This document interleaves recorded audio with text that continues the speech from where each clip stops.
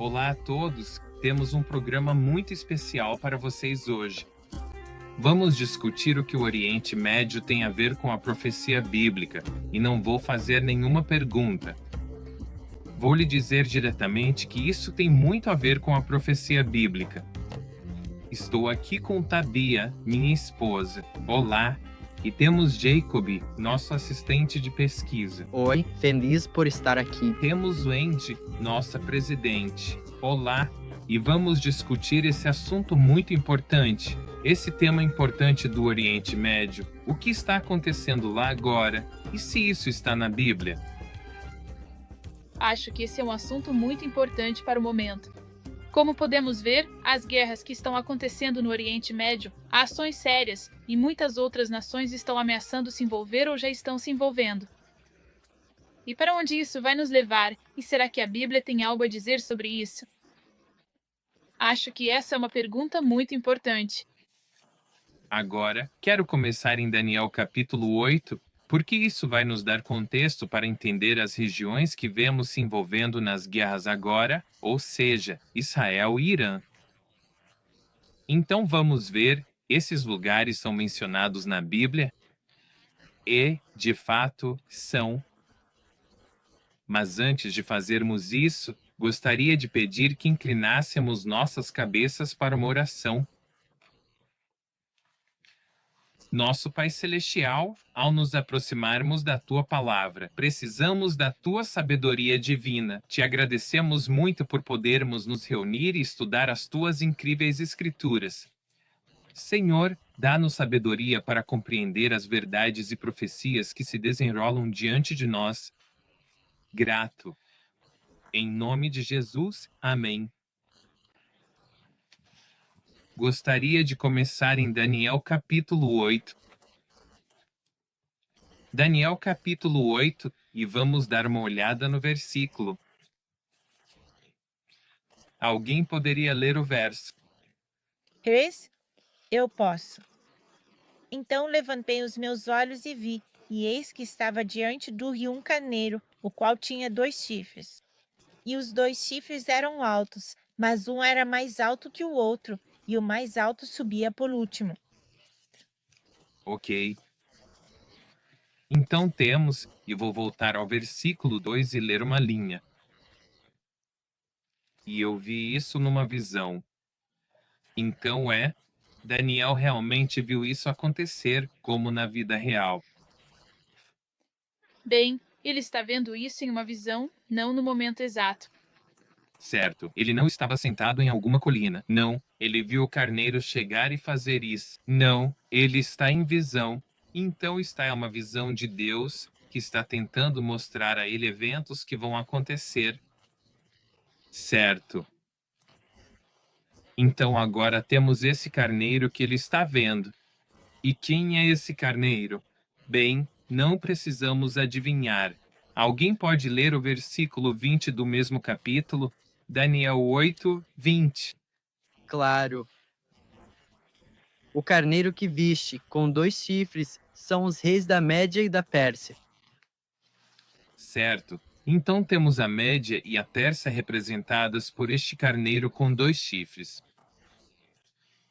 Então, vamos continuar no versículo 4. Alguém pode ler o versículo 4? Eu vi o carneiro avançando para o oeste, para o norte e para o sul. Deixe-me interrompê-lo aqui. Então temos 3 direções mencionadas. Quais são essas 3 direções? Norte, oeste e sul. Ok. Se ele avança para o norte, sul e oeste, de que área ele está vindo? Leste. Do leste. Ok. Agora precisamos fazer a pergunta. Onde fica a Pérsia? Fica no leste. Fica no leste, certo? Mas a leste de onde? Talvez devêssemos perguntar? Então, essa é uma ótima pergunta. Quando discutimos coisas na Bíblia, você não vê reinos mundiais entrando em jogo ou algo assim, a menos que eles comecem a ter conexão com o povo de Deus. Então, O povo de Deus é o centro das atenções na Bíblia. E neste caso, estamos falando da área de Israel ou Palestina, sabe? Esta localização entre o Mar Morto e o Mar Mediterrâneo. Bem, o anjo estava falando com Daniel e o povo de Daniel estava lá. E então ele os teria colocado dentro desse contexto. Certo. Ok, então agora temos esse carneiro e sabemos que ele vem do leste. E isso é Pérsia, o que é bastante interessante. O Irã é a atual Pérsia. Isso mesmo, é o local exato. É onde ficava a Pérsia. E ainda hoje as pessoas falam Farsi, que é. Então agora vamos pular para o versículo 5. Alguém pode ler o versículo 5? E enquanto eu considerava, eis que um bode vinha do oeste sobre a face de toda a terra e não tocava ao chão. E o bode tinha um chifre notável entre os olhos. Certo, então agora temos outro reino sendo apresentado. E por que estou dizendo reino aqui? Bem, à medida que avançamos em Daniel, se voltarmos um capítulo para Daniel 7 e olharmos para os versículos 16 e 17. Alguém pode ler isso e nos guiar por esse trecho? O versículo 16 do capítulo 7 de Daniel diz: Aproximei-me de um dos que estavam ali e perguntei-lhe a verdade sobre tudo aquilo. Então ele me contou e me fez saber a interpretação das coisas. Essas grandes bestas, que são quatro reis que surgirão da terra.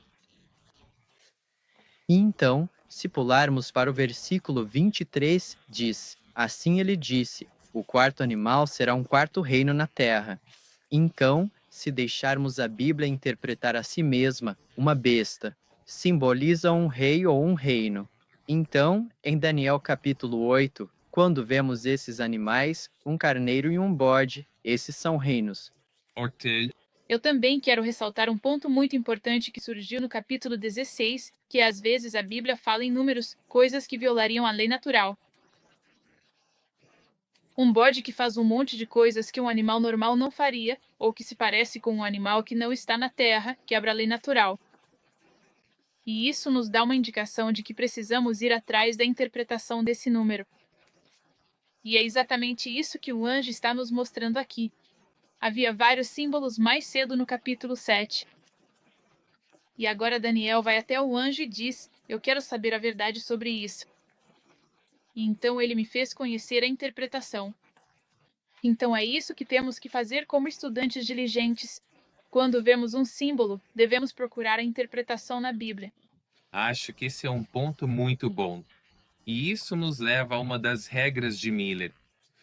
E se olharmos para o versículo, nossa regra número 11, a regra número 11 de Miller, que Ellen White diz que, se formos pregar as 3 mensagens angélicas, usaremos as regras de Miller para fazer isso.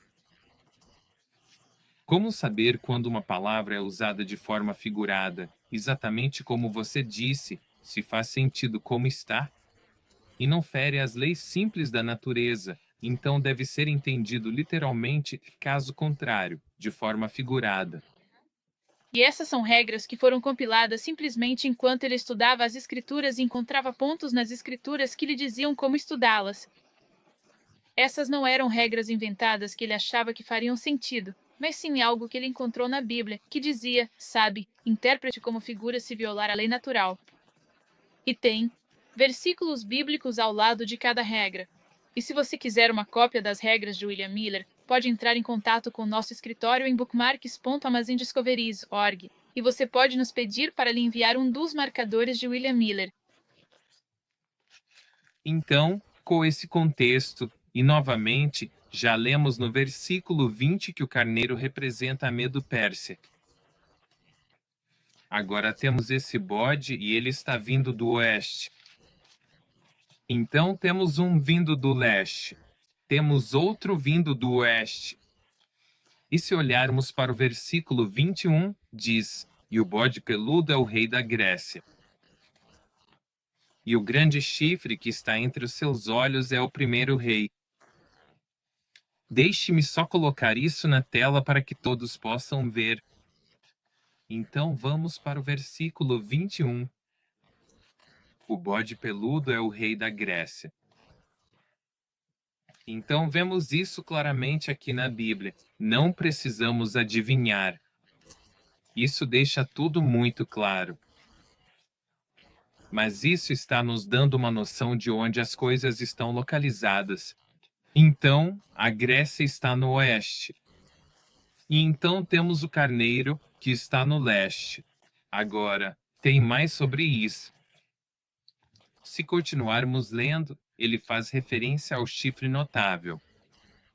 Esse é Alexandre, o grego. Esse é, na verdade, um ponto muito importante, e é por isso que a Bíblia enfatiza tanto isso. E vemos isso mais vezes além desta. Se descermos até o versículo 6, então vamos para o versículo 6 aqui na tela.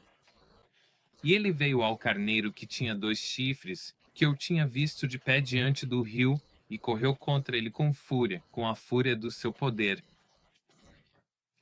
E eu vi aproximar-se do carneiro, e ele se enfureceu contra ele, feriu o carneiro e quebrou seus 2 chifres.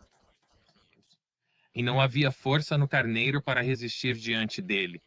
Mas ele o lançou por terra e o pisou, e não houve quem pudesse livrar o carneiro de sua mão. Então temos esse carneiro, ou esse bode, que representa a Grécia e Alexandre, o grego. E ele vai e conquista o Império Medo-Persa, que fica no leste. O próximo ponto realmente importante está no versículo 8. Então, se dermos uma olhada no versículo 8, alguém pode lê-lo? Versículo número 8. Portanto, o bode cresceu muito, e quando ele ficou forte, o grande chifre foi quebrado, e dele surgiram 4 chifres notáveis em direção aos 4 ventos do céu. Ok, então esse é um ponto muito importante, porque Alexandre, o grego, morreu jovem e, em vez de seu reino ser entregue aos seus filhos, acabou sendo dividido entre os 4 principais generais que comandavam essas 4 regiões.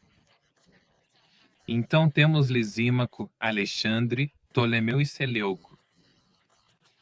E eles assumiram o controle do norte, sul, leste e oeste, cada um indo para um dos 4 pontos cardeais. É disso que os 4 ventos do céu se referem, que refere-se aos 4 pontos da bússola. Exatamente. Então agora vamos para o versículo 9, porque ele vai nos trazer alguns pontos-chave sobre os quais vamos falar depois. Não vamos abordar muito agora, mas vamos voltar a eles. Versículo 9, e de um deles. Então o que isso significa? De um dos locais geográficos ou de um dos chifres saiu alguma coisa. Ok. Então, de um dos chifres saiu um chifre pequeno.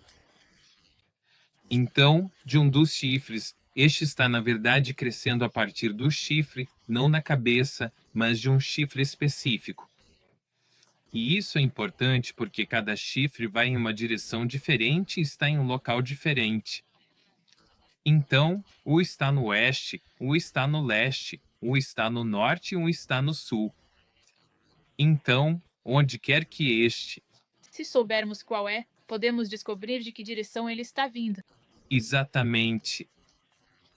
E é aí que esse chifre pequeno está localizado. Agora, diz que ele cresceu extraordinariamente para o sul, para o leste e para a terra do Oriosa. Certo? Então esse chifre pequeno está crescendo, certo? E se estiver indo em direção ao leste, de onde provavelmente está vindo? Oeste. Está vindo do oeste.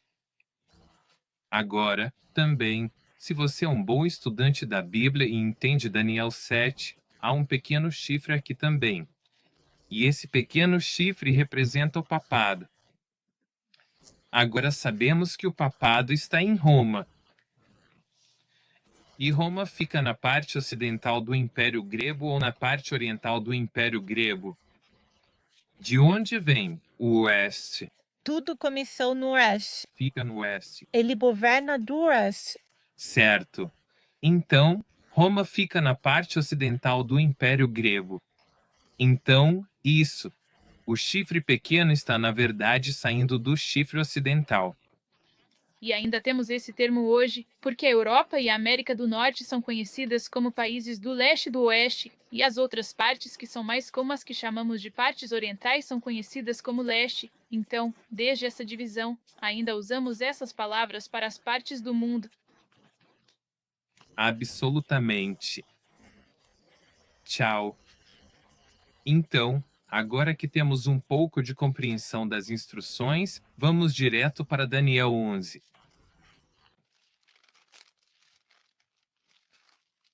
Porque Daniel 11 vai nos dar alguns pontos-chave sobre o que está acontecendo agora. Porque vimos aqui que a Pérsia mencionou esse poder do Oriente, certo? E a parte oriental. E precisamos descobrir se isso já foi mencionado novamente e há algo que possa ser conectado com o que está acontecendo agora no Oriente Médio. Porque os versículos que você mencionou já se cumpriram. Os versículos que você mencionou já se cumpriram. Fim. Então é por isso que sabemos que a Pérsia está lá, mas até agora acabou. Então, há alguma parte que nos diz algo que vai acontecer no futuro?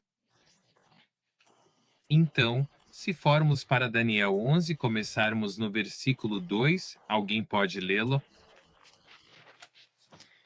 Versículo 2: E agora eu te mostrarei a verdade.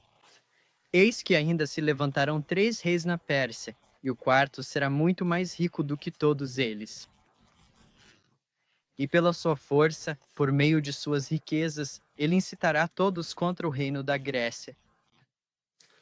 E aí está essa expressão de novo, mostrar-te a verdade. Sim. E isso, eu acho, é muito significativo. E meio que faz soar um sino de novo com o que acabamos de ler em Daniel 7.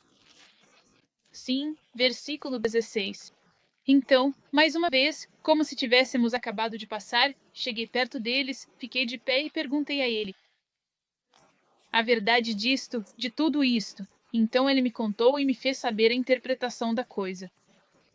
E a verdade falada aqui é sobre a interpretação da última visão que Daniel teve, que estava em Daniel 8. Correto. Então agora provavelmente deveríamos ver todo o resto como uma interpretação, que em outras palavras é o literal. Certo. Por quê? Novamente, em Daniel 7, é dito que a palavra verdade e interpretação são sinônimos. E a interpretação, a palavra verdade, estava conectada à palavra reis. E nunca vemos a palavra reis usada simbolicamente na Bíblia, certo? É sempre um rei ou reino literal. Ou então, se você não consegue diferenciar isso, vai ficar realmente complicado. Então, quando você vê uma fera e ela é imaginada, você sabe que isso é um símbolo. E agora você precisa interpretar esse símbolo para o literal, que é o rei ou reino que lhe representa. Mas uma vez que você chega ao rei ou reino, não há mais para onde ir. Você já está na interpretação. Exatamente. E eu também só quero destacar uma coisa. Existe uma diferença entre a palavra figura e espiritual. Existe uma diferença entre a palavra figura e símbolo. Essas são parecidas, mas figura e espiritual têm significados totalmente diferentes. Então, o que estamos falando é de uma Bíblia que tem figuras e de uma Bíblia que também tem interpretações ou literal. E a única maneira de saber é se isso quebra a lei natural. E, nesse caso, agora estamos começando, eu vou te dizer a verdade. Eu vou te mostrar a verdade, e nós vamos começar a ver a interpretação. E assim como você disse, se você for ao versículo 17 deste capítulo, em Daniel capítulo 7, ele nos dá uma ideia de qual é a interpretação. Ele diz: Esses grandes animais, que são quatro reis. Então, a interpretação é reis, é literal. Não significa, sabe, mentalidade espiritual, nada disso. É sempre literal. Então, quando você volta para Daniel capítulo 11, voltando aqui, quando diz: E agora mostrarei a verdade no versículo 2. Podemos inserir interpretação aqui, o que significa que ela é sempre literal. Então podemos estabelecer no início do capítulo 11 de Daniel que este capítulo está falando sobre eventos históricos literais. Não se trata de falar sobre mentalidades ou algo do tipo ao longo de todo o capítulo, se formos consistentes. E não há nenhuma indicação disso em todo o texto. Para ser honesto, não há nenhuma indicação de que isso viole a lei natural. Certo. E quando o anjo dá uma interpretação, ele não usa símbolos para reinterpretar. Ele não dá. Outro símbolo para um símbolo. Certo. E acho que poderíamos testar nossa teoria continuando a ler este capítulo e ver se o que estamos dizendo está correto. Será em linguagem simples?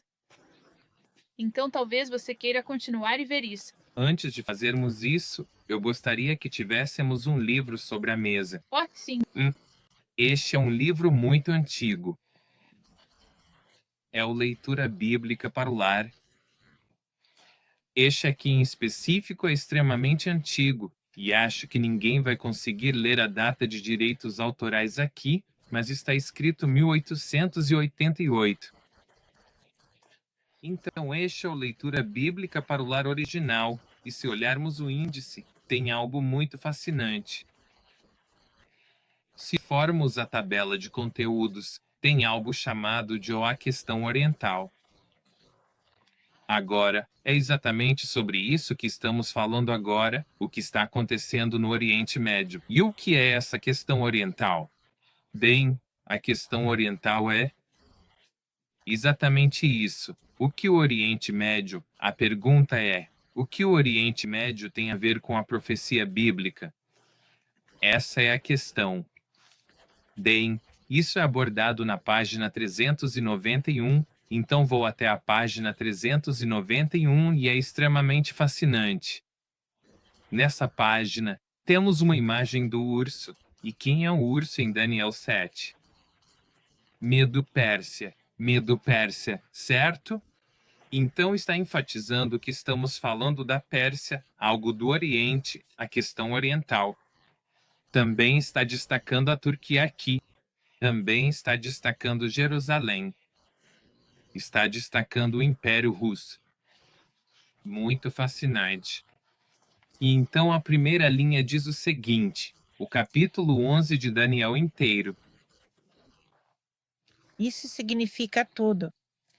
É uma profecia histórica literal, Amém.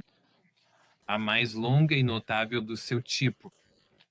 Então, o que significa histórico literal? Bem, se você tem símbolos, há coisas que você tem que interpretar. Mas se for literal, então é o Coisa real.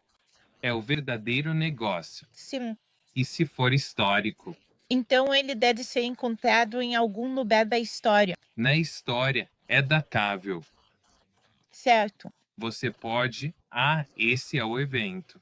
Não é, bem, este é o evento e aquele é o evento e este é o evento. Certo. Talvez não seja um evento propriamente dito.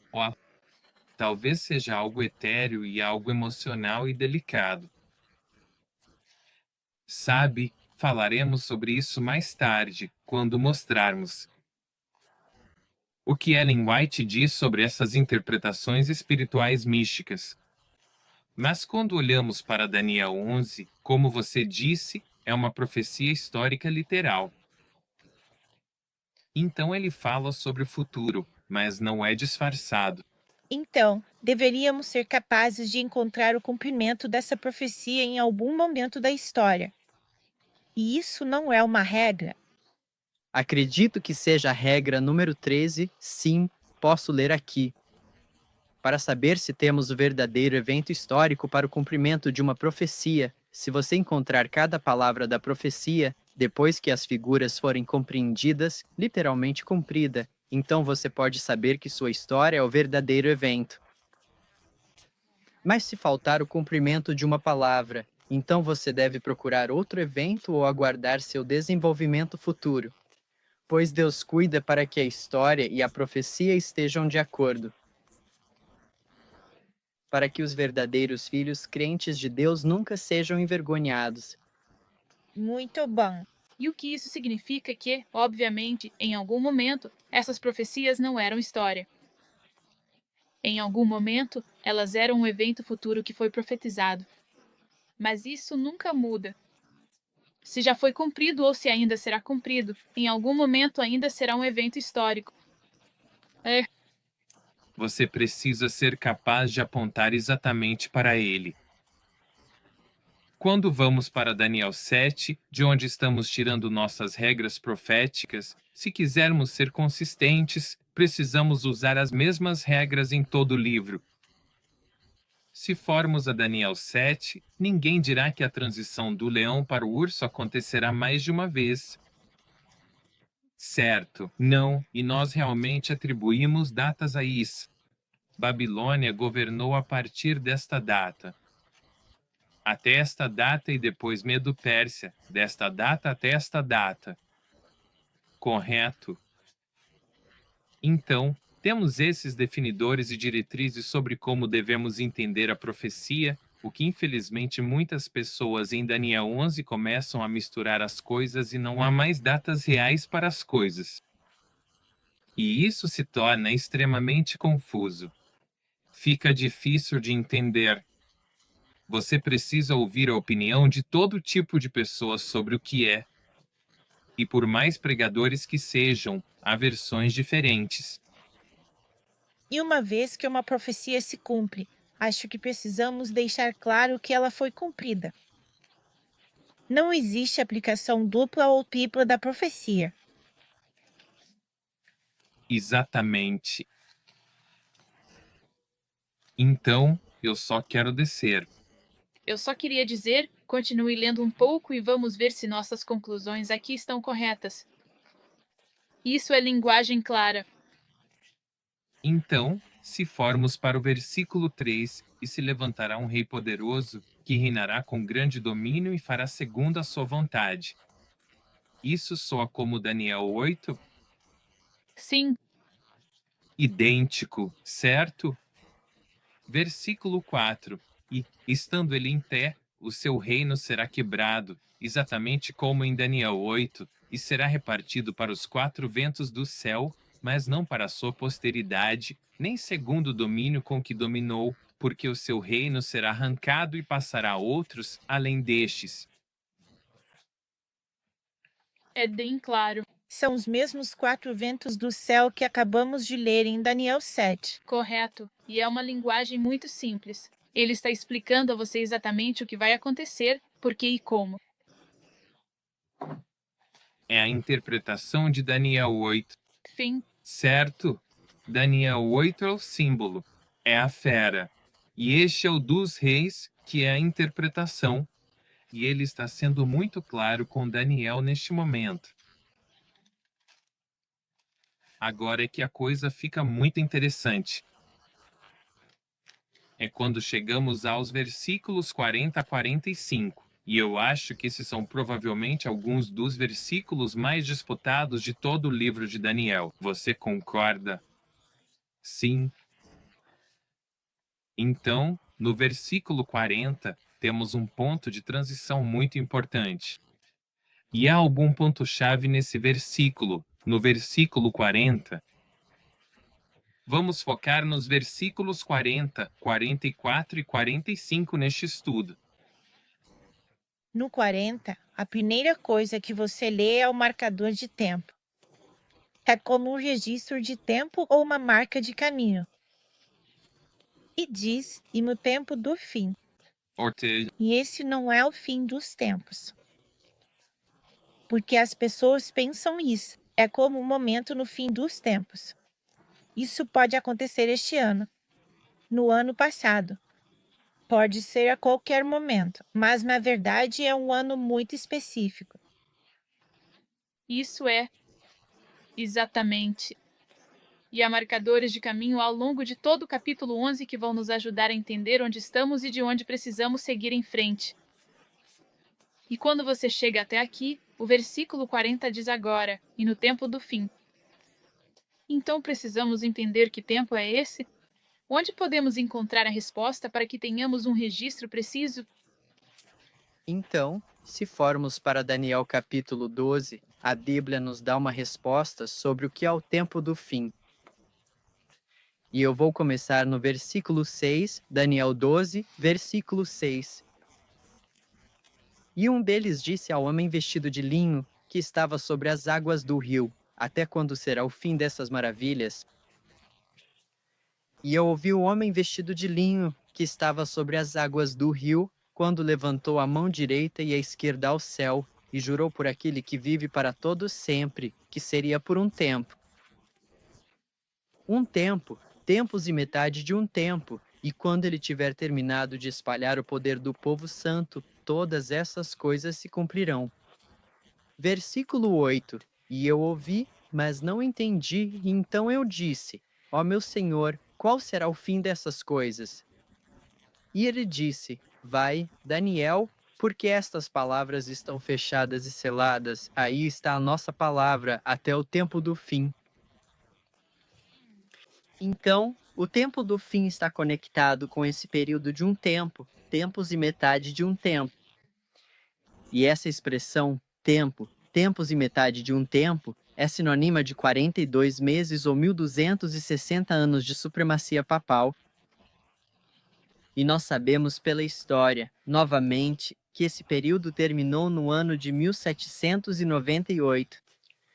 Portanto, quando olhamos para o tempo do fim, 1798 deve ser o nosso. Há resposta para isso. Com certeza. Amém. Isso é realmente importante para nós, para podermos encontrar isso e, na verdade, sabe, isso se conecta com as regras de Miller, porque Miller foi o primeiro ou um dos primeiros a realmente entender Daniel e Apocalipse, e foi só depois de 1798, isso mesmo, que ele conseguiu encontrar essas respostas, porque foi deslacrado naquele momento. Ainda estava naquele período da Idade das Trevas em que ninguém realmente entendia, e então Deus usou Miller para desvendar essas escrituras depois de 1798. Então agora, ok, nós temos os 1260 anos. Então, nós temos um artigo sobre o tempo, tempos e metade de um tempo e como chegamos a isso na nossa sessão de leitura. Na seção de leitura do nosso site, chama-se Qual é o Tempo do Fim. Então, se alguém quiser se aprofundar nisso, como chegamos a essa conclusão, pode ler lá. Também temos um artigo explicando como calcular o tempo. Então, o tempo, tempos e metade de um tempo, dividindo os tempos, o que isso significa e como você pode descobrir isso. Se quiser se aprofundar mais nesse assunto, há um artigo no nosso site sobre isso. Isso mesmo. Então, agora que temos esse período de tempo, a maioria das pessoas que estuda Daniel e Apocalipse entende a profecia dos 1260 anos. E isso foi o domínio papal de 538 a 1798. Então, com isso em contexto, no final dos 1260 anos sendo o tempo do fim, isso significa que 1798 é o tempo do fim. O que, por sua vez, significa que Daniel 11, versículo 40 está acontecendo. Em que ano? 1798. 1798. Absolutamente. Então vamos ler o verso 40. E assim, no final do ano de 1798, um período marcante na história, o Rei do Sul, uma figura de poder e influência na época, empreenderá um ataque decisivo contra ele. Este ataque não será um evento isolado, mas parte de um cenário geopolítico complexo. simultaneamente ou em uma sequência de eventos interligados, o rei do norte, outra potência dominante, virá contra ele com uma força avassaladora comparável a um redemoinho impetuoso. Essa imagem de um redemoinho evoca a ideia de uma investida rápida, poderosa e abrangente que não deixa nada em seu caminho. Essa força será composta por uma vasta quantidade de carros de guerra, que representam a tecnologia militar avançada da época, e por um grande número de cavaleiros, simbolizando a agilidade e a força de suas tropas terrestres. Além disso, essa coalizão ou exército trará consigo muitos navios, indicando uma capacidade naval significativa e a intenção de dominar tanto por terra quanto por mar. Com essa imensa força, ele, o Rei do Norte, entrará nos países, invadindo territórios e estabelecendo sua presença. Ele inundará as terras, como uma enchente imparável, e passará por elas, deixando sua marca e exercendo seu domínio. Essa descrição detalhada da invasão e da passagem sugere uma conquista completa e abrangente. E há uma razão adicional e crucial pela qual temos certeza de que há uma mudança fundamental de poder no versículo 36. Essa certeza deriva do fato de que o livro de Daniel, especificamente o capítulo 11, demonstra uma tendência profética clara e consistente. Essa tendência se refere a um padrão de transição de poder e de eventos históricos que se desenrolam ao longo do tempo, indicando que o versículo 36 não é uma anomalia, mas sim uma continuação lógica e esperada dentro do fluxo narrativo e profético do capítulo. A análise cuidadosa dessa tendência nos permite inferir com confiança a natureza e o significado da mudança de poder ali descrita, reforçando a interpretação de que um novo período ou fase está sendo introduzido. Começa falando sobre a Grécia. Se você continuar lendo o capítulo, a Grécia foi conquistada por Roma pagã. A história então é sobre Roma pagã. E então, eventualmente, Roma pagã é conquistada por Roma papal. Depois, a história passa a ser sobre Roma papal. Mas então pulamos para o versículo 35 e diz: "E alguns dos entendidos cairão, para prová-los, purificá-los e embranquecê-los até o tempo do fim, 1798, porque ainda será para o tempo determinado." Então vemos o fim da supremacia papal no versículo 35, o que significa que o poder do versículo 36 tem que ser outro poder, o poder que conquistou Roma papal. Portanto, do versículo 36 ao 39 está falando sobre a França. Então, quando chegamos ao versículo 40, Porque a França foi quem deu a ferida mortal em 1798. certo. Portanto, devemos esperar uma guerra entre a França, o rei do norte, e o rei do sul no versículo 40. São 3 jogadores e não 2. E só quero enfatizar que o texto não chama a França de Rei do Norte. Diz apenas que ele é o próximo poder, o próximo. Um rei que está governando. Então, no versículo 40, ele apresenta o norte e o sul atacando a França. E também nunca menciona Roma pagã ou Roma papal como rei do norte. Não menciona. Na verdade, Roma pagã foi chamada de ladrões do teu povo. Pode continuar. Não, pode continuar. Você pode continuar. Isso se conecta com o que estamos vendo em Daniel 8. Porque o chifre pequeno veio do oeste. Exatamente. Por isso não pode ser o rei do norte, porque veio da Macedônia, a parte ocidental do Império Grego. E, na verdade, nos antigos quadros adventistas e mileritas, eles tinham uma imagem da cabeça do bode do chifre que era oeste, o chifre macedônio. É de lá que o chifre pequeno estava saindo. Então eles entendiam que o papado e Roma vinham do oeste. Não era o rei do norte. O que eu amo na Bíblia é que a história e a profecia concordam entre si. Você não precisa forçar suas próprias ideias na palavra de Deus ou tentar encaixar uma profecia que não cabe na Bíblia em algo que está escrito. Cada palavra deve ter seu devido significado, e tem, e terá, se você encontrar a interpretação correta.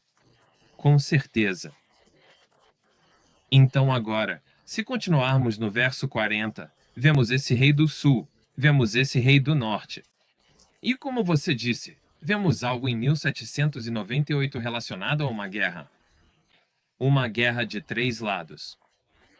Um rei do norte. Qual norte? De acordo com Daniel 8 e os versículos iniciais do capítulo 11, que são as 4 regiões do Império Grego.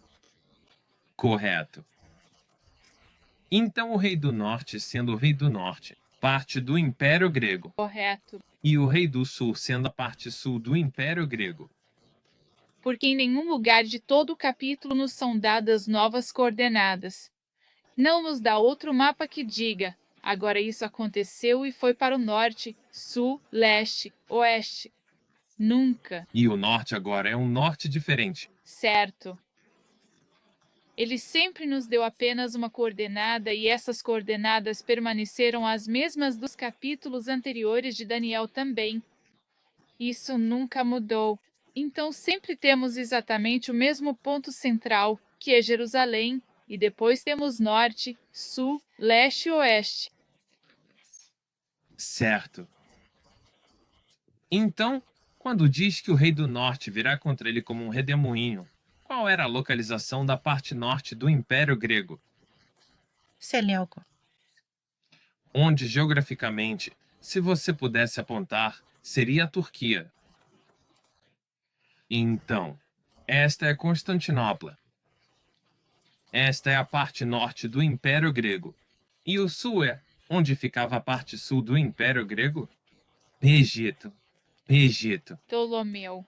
Certo? Então isso é realmente muito simples. Não precisamos complicar isso. Não, literalmente. O que significa que não estou empregando qualquer figura de linguagem, metáfora, hipérbole ou qualquer forma de expressão que se desvie do sentido exato e preciso.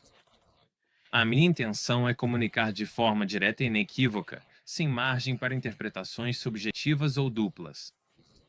Cada palavra foi escolhida para refletir a realidade tal como ela é, sem adornos ou distorções. É a pura e simples verdade, apresentada de forma factual e sem qualquer tipo de licença poética. A precisão é fundamental aqui, e a afirmação deve ser compreendida no seu sentido mais estrito e objetivo, sem qualquer subtexto ou conotação implícita. Portanto, quando digo literalmente, é porque a correspondência entre as palavras e a realidade é absoluta e inquestionável. Até mesmo no primeiro artigo que você acessou, o primeiro resultado que você encontrou e visualizou na enciclopédia online da Wikipédia, se você tivesse a curiosidade de clicar e explorar aquele link, também teria a oportunidade de verificar e constatar que o nome oficial da guerra, conforme detalhado no segundo parágrafo daquele mesmo artigo, é inequivocamente a Batalha das Pirâmides. Isso é super importante para a compreensão. Bem, qual é a definição precisa e abrangente de uma falsa profecia? Não é, por exemplo, uma previsão que simplesmente não se concretiza, mas sim uma declaração que se apresenta como divinamente inspirada ou com autoridade absoluta sobre o futuro, mas que se revela fundamentalmente incorreta ou enganosa em sua essência e em seus resultados práticos. Cumprido. Não cumprida. Qual é a definição? Isso é cumprido, mas está errado. Certo. Sim. E qual é a definição de um falso profeta? Aquele que prega ou profetiza coisas que não se concretizarão. Saca. Então, você sabe, se está sendo cumprido e está na palavra de Deus, por que estamos chamando isso de falso? Deus cuida. Que a história e a profecia fazem. Exatamente agora, antes de sairmos do versículo 40, eu gostaria de abordar algumas coisas bem rapidamente, e isso diz respeito a essa guerra. Temos aqui mais algumas descrições sobre isso, e eu vou pular direto para a segunda metade do versículo 40, que diz: com carros, cavaleiros e muitos navios. Então, isso realmente aconteceu? E a resposta é sim. E se olharmos aqui na tela, eles realmente tinham esses carros de guerra. Eram carros de guerra. Eram carros de guerra com canhões. E eles os puxavam com cavalos. Então, agora que vemos que isso está realmente acontecendo de forma literal, e está se encaixando exatamente como a Bíblia diz, eu gostaria de pular para o versículo 40 porque isso é sobre o que está falando agora. Mas notícias do Oriente e do Norte o perturbarão. Portanto, ele sairá com grande fúria para destruir e exterminar muitos. Agora, a palavra Ontidinguizoli também pode ser traduzida como notícias, de acordo com o dicionário Webster de 1828. Então, também pode ser lido assim, mas notícias do Oriente e do Norte o perturbarão. E agora, ele nesse ponto. Precisamos esclarecer que está se referindo ao Rei do Norte. Sim, porque o Rei do Norte foi vitorioso e ele se torna o próximo ponto focal. Então, esse mais notícias do Oriente e do Norte o perturbam refere-se ao Rei do Norte, ou seja, a Turquia, porque essa é a parte norte do Império Grego atualmente, e isso é a Turquia. Então, estamos procurando por notícias vindas do Oriente. E que e onde determinamos que era o Oriente? O Oriente é o Irã. Irã. Porque o Oriente era originalmente a antiga Pérsia, que é o Irã dos dias atuais. Então, estamos procurando por notícias vindas do Irã ou notícias sobre o Irã. E também notícias ao norte do Rei do Norte. Agora, isso pode soar um pouco estranho para algumas pessoas. Mas se você falar com alguém no Texas e a pessoa disser, no norte, ela pode estar falando de Dakota do Norte ou Dakota do Sul, mas para nós, isso é o Sul.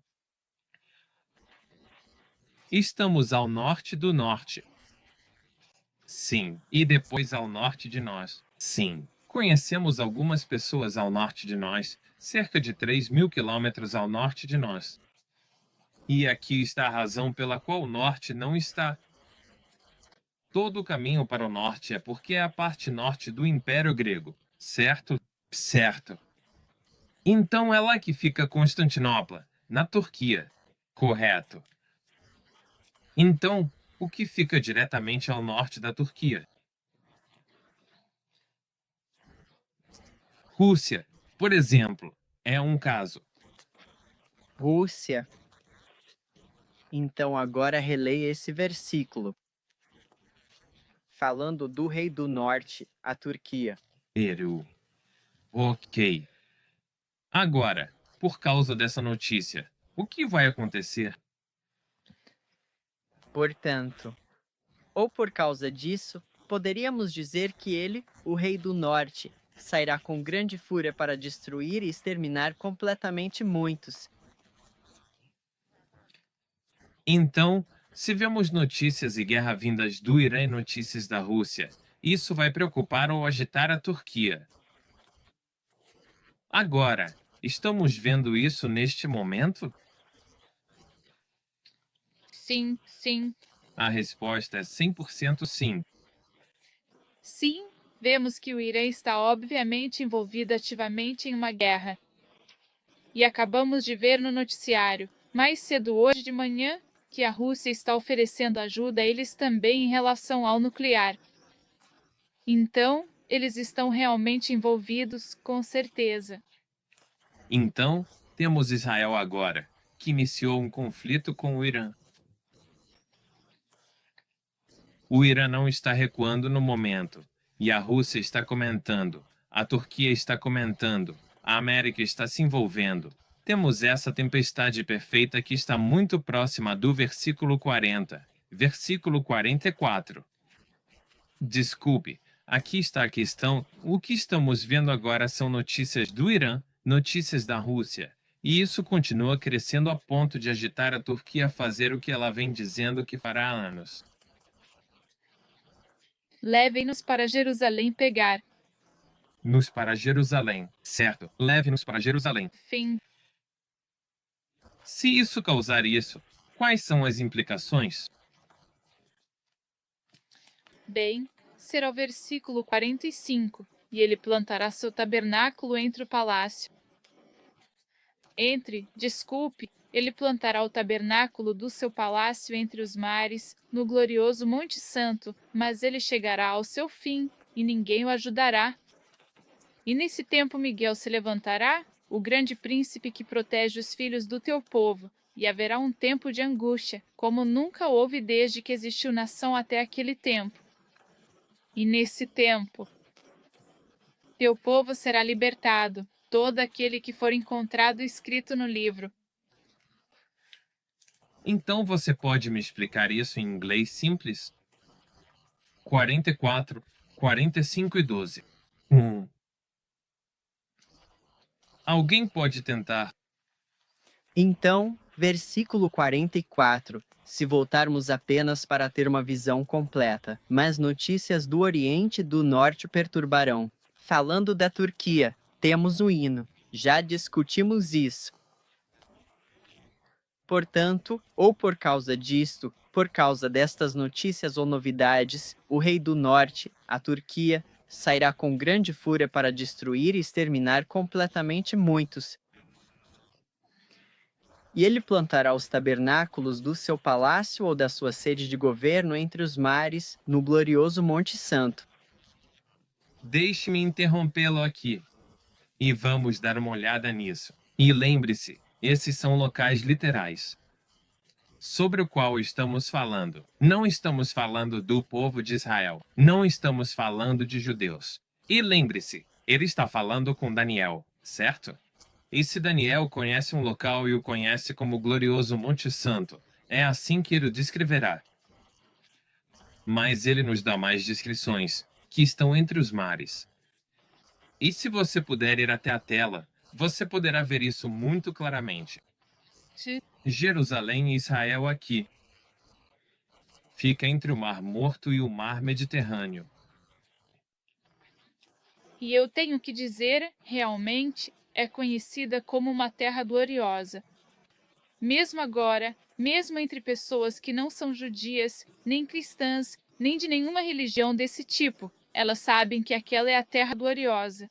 E é por isso que tantas pessoas querem aquela terra. Agora, você sabe, quer você realmente acredite que ela seja gloriosa, quer acredite que seja abandonada ou desolada, como Ellen G. White nos diz, e sabemos que o Senhor a abandonou.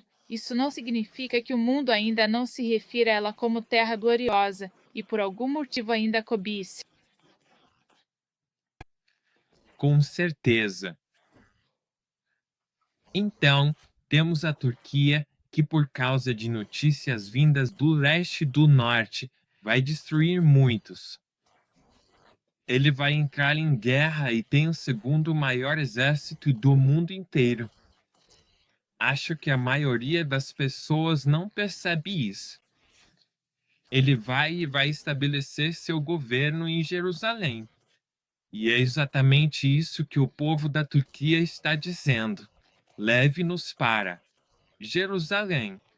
E só para confirmar isso, para que não, você sabe, as pessoas não digam que estamos inventando coisas ou algo assim. Vamos analisar alguns versículos apenas para estabelecer esta gloriosa montanha sagrada. Vamos para Daniel capítulo 9 e vamos ler o versículo 16. Ó Senhor, segundo toda a tua justiça, eu te suplico. Desvie-se a tua ira e o teu furor da tua cidade, Jerusalém, do teu santo monte. Amém. E se pudéssemos ir para outro bem rápido, Isaías capítulo 66. E podemos ler o versículo 20. Isaías 66, versículo 20. E criarão todos os vossos irmãos, dentre todas as nações, como oferta ao Senhor, sobre cavalos e em carros, e em liteiras, e sobre mulas, e sobre animais ligeiros, até ao meu santo monte, Jerusalém, diz o Senhor. Então isso está estabelecido na Bíblia. Isso não representa os 144 mil, nem nenhum outro grupo espiritual de pessoas. É o local literal. Sim, local literal, Cibele de Jerusalém. E não podemos, de novo, não podemos aplicar um símbolo aqui. Isso seria quebrar as regras. Nós quebramos as regras de Miller para fazer isso. Temos que manter as palavras literais porque é exatamente assim que está no contexto. Então, se você quiser continuar a partir do glorioso Monte Santo, Eu só quero interromper aqui. Desplantando as tendas do seu palácio. A Turquia é um califado e eles são povos nômades. Essa é a história deles, uma história rica e profunda que moldou sua cultura e suas construções. E o magnífico Palácio Topkapi, uma das joias arquitetônicas de Istambul que eles construíram, na verdade foi meticulosamente projetado para evocar a forma e a sensação de uma tenda, uma homenagem às suas origens e ao seu estilo de vida itinerante.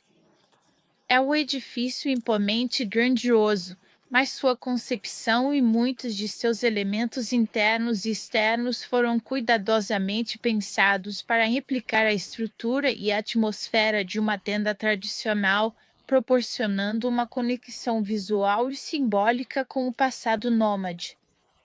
E esse tabernáculo, uma palavra com raízes profundas que significa literalmente tendas ou habitações temporárias, as tendas do seu palácio, então combina de forma extraordinariamente perfeita com a narrativa e a história desses povos. E só quero deixar absolutamente claro, sabe, que essa informação, esta perspectiva sobre a arquitetura e a história, provavelmente é muito nova e surpreendente para algumas pessoas que talvez nunca tenham considerado essa ligação tão intrínseca e fascinante. E certamente pode soar estranho, porque não é necessariamente a interpretação mais popular. Mas temos sido consistentes ao longo de todo este capítulo, seguindo as regras de Miller e entendendo que, desde o início, o anjo está nos dando a interpretação. Então, não estamos mudando de direção no meio do caminho ou trocando de cavalo no meio do rio. Estamos seguindo com a interpretação conforme o anjo nos deu, entendendo que é o sentido literal do significado. Então é assim que podemos chegar a esse entendimento. Agora, muita gente gosta de espiritualizar a partir do verso 40 e transformar em outras coisas, mas não podemos mudar no meio do capítulo. Não há nenhuma indicação, não há indicação de que agora é hora de interpretar de uma forma diferente. Agora, também acho muito importante lembrar que há duas coisas que estão misturadas no Adventismo que na verdade não precisam ser misturadas, que é a ideia de que quem quer que seja o rei do norte também é o anticristo ou chifre pequeno. Certo, são duas coisas totalmente diferentes. O rei do norte não precisa ser o anticristo. Então isso significa que o Amazing Discoveries acredita que a Turquia é o anticristo? Absolutamente não. A Bíblia é muito clara sobre quem é o chifre pequeno. Quem governou durante a Idade das Trevas? O papado. Sabemos que eles voltarão, mas por um período muito curto, como muitos estudos em uma contagem regressiva final e o dia do julgamento mostraram. L.G. White nos disse que agora é o tempo das filhas, a América protestante, que eventualmente devolverá seu poder ao papado, mas isso será após o fechamento da Porta da Graça por um período muito curto. A agitação excessiva sobre o papel do papado. O papado não imporá a lei dominical. É a América protestante que vai impor a lei dominical. Essa é a marca de autoridade. Isso não diminui. Mas precisamos superar essa ideia preconcebida de que seja quem for o rei do norte, tem que ser o anticristo. E isso, na verdade, não é verdade de forma alguma. Isso mesmo. E também, aqueles que acreditam que isso é o papado dizem, tá vendo? Ele vai chegar ao seu fim pouco antes do fechamento da porta da graça. E isso não é bíblico, porque em Apocalipse 18 vemos a destruição de Roma na vinda de Jesus.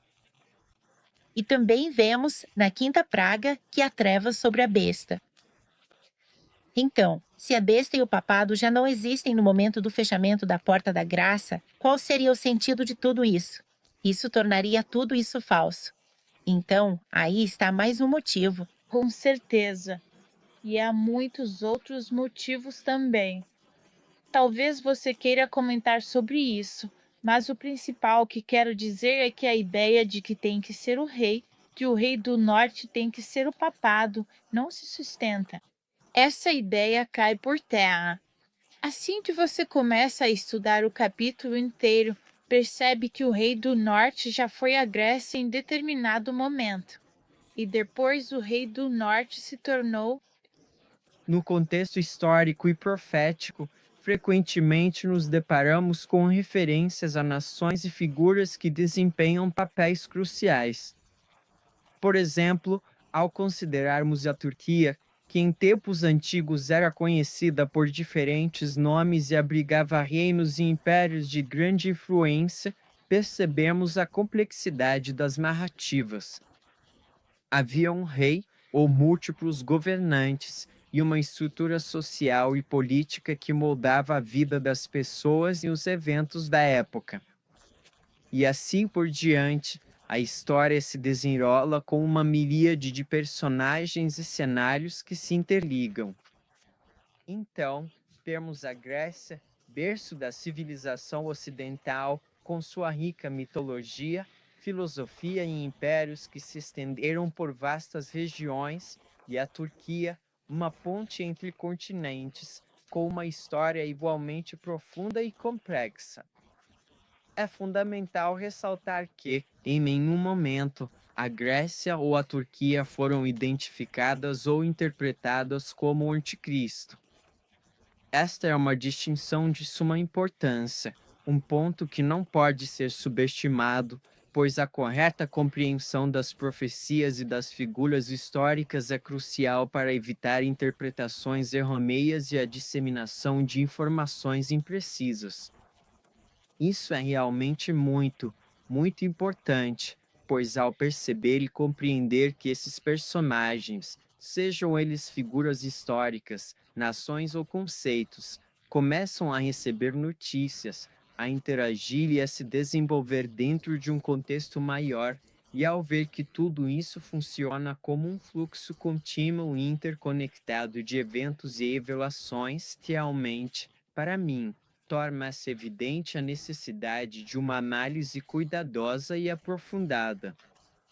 E eu acho que precisamos prestar uma atenção meticulosa a cada detalhe, a cada nuance, para que possamos discernir a verdade e compreender plenamente o significado dessas narrativas complexas e multifacetadas que se desdobram diante de nós.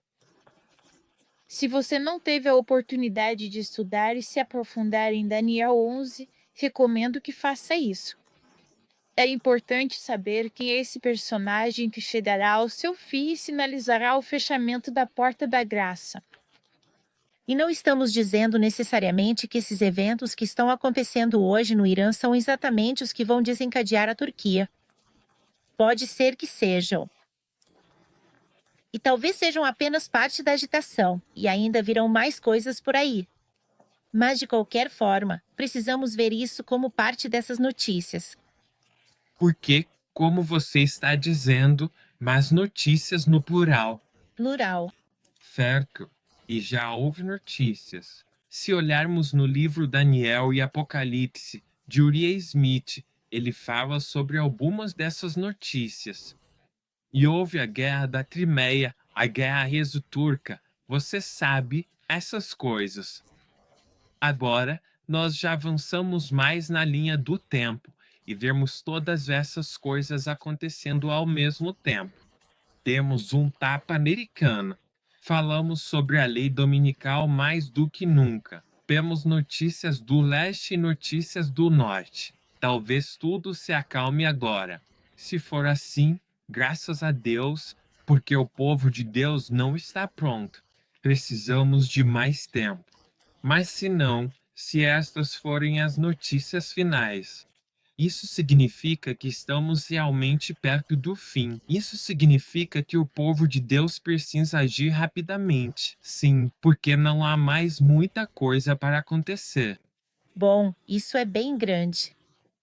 Sabe, eu nunca tinha ouvido falar que havia eventos que poderiam marcar o fim da liberdade condicional. Isso é algo que eu nunca tinha ouvido antes. E quando aprendi isso, fiquei surpreso ao ver que Deus deixaria um marco na história para ajudar seu povo. Porque lembre-se, isso vai acontecer em um tempo de grande tumulto e confusão ao redor do mundo. E nós estaremos dando o alto clamor. O selamento está acontecendo. E o fechamento da porta da graça está prestes a acontecer. E quando virmos o que está acontecendo no Oriente Médio, na Turquia, em Jerusalém, então saberemos que o tempo é curtíssimo e sentiremos essa urgência. E eu acho maravilhoso como Deus preparou isso para o seu povo, para que eles estejam prontos e possam preparar outros a tempo. Eu só quero acrescentar que isso realmente é um ponto magnífico.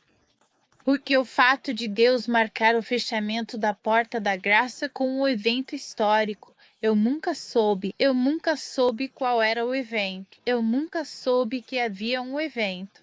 Eu achava que seria um mistério. Mas é típico de Deus marcar, não é? Porque na Bíblia, ao estudarmos, vemos que ele marcou mudanças com eventos.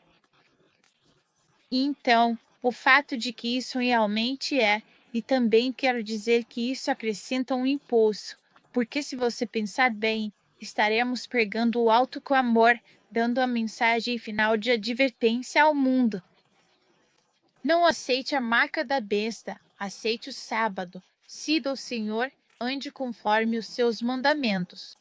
Não siga o falso sábado idolátrico.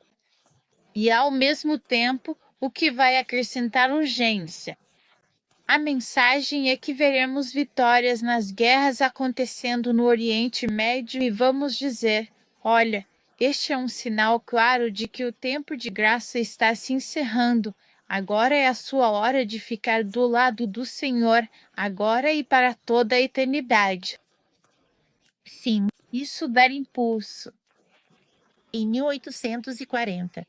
Assim como em 1840. E antes que você pudesse sequer considerar ou tomar qualquer tipo de ação, antes mesmo que você tivesse a oportunidade de se manifestar ou de expressar sua opinião sobre o assunto em questão, é importante notar que, surpreendentemente, não houve qualquer tipo de debate formal ou discussão aprofundada sobre este tópico. Não se estabeleceu um diálogo aberto, nem se permitiu que diferentes pontos de vista fossem apresentados e analisados de forma construtiva, o que é bastante incomum dada a relevância do tema. Não há debate. Ele detém o seu vento impetuoso. E estávamos falando sobre os ventos no dia do vento leste. Então agora há um vento leste, há um vento impetuoso. E isso é justamente antes desse dia de matança. E esse dia de matança aparece em muitos lugares ao longo da Bíblia. Vamos entrar nesse assunto no próximo estudo. Eu só queria acrescentar ao que você disse, Tabia, e ao que você disse, Wendy. Os seus testemunhos aí se encaixam perfeitamente com uma citação de O Grande Conflito. Ela diz: os eventos relacionados com o fechamento da Porta da Graça, e nós temos falado sobre alguns desses eventos. Daniel 11 horas e 45 conectado com Daniel 12 horas e 1, e a obra de preparação para o tempo de angústia são claramente apresentados. Mas multidões não têm mais compreensão dessas verdades importantes do que se nunca tivessem sido reveladas. Mas isso mostra que elas foram reveladas. Sim. Foram sim, e foram claramente apresentadas. Amém. Satanás observa para tirar toda a impressão que poderia torná-los sábios para a salvação, e o tempo de angústia os encontrará despreparados. É por isso que estamos fazendo um estudo como este. É por isso que estamos tentando acordar as pessoas. Que precisamos estar preparados para um tempo de angústia como nunca houve. Precisamos procurar os marcos do caminho. Precisamos observar esses eventos que estão acontecendo ao nosso redor. Não podemos estar dormindo. E eu quero destacar novamente que há um ponto nessa citação. Ela fala de verdades importantes. Então, esses eventos ligados a Daniel 12 horas e 1, as coisas que levam ao 12 horas e 1, essas são verdades importantes. Elas não são insignificantes, e se nada mais que o que está acontecendo no Oriente Médio faça as pessoas voltarem para suas Bíblias, buscarem suas regras e estudarem, não seguirem um homem, não seguirem seu pregador favorito ou qualquer outra coisa, mas realmente mergulharem na palavra e estudarem a palavra. Amém. Ellen White disse: se o povo de Deus soubesse o tempo da sua visitação. Ei, você sabe, não queremos ser pegos desprevenidos de forma alguma. Soube quando a liberdade condicional será encerrada, certo? Então, essas coisas com as quais eu definitivamente concordo, Ellen White, são muito importantes. Então vamos tirar um tempo para estudar, amigos. Quero dizer a vocês que não há dúvidas de que a questão oriental está de volta. Então, por favor, junte-se a nós na nossa parte 2, onde vamos discutir mais sobre as maravilhosas profecias que o Senhor deixou na Bíblia sobre a questão oriental. O papel do Oriente Médio e da Turquia na profecia. Lembre-se, há múltiplas testemunhas para uma profecia. Mencionamos uma em Isaías 27, vamos aprofundar, há muitas outras em Ezequiel e em outras partes. Participe da parte 2 e nos vemos em breve.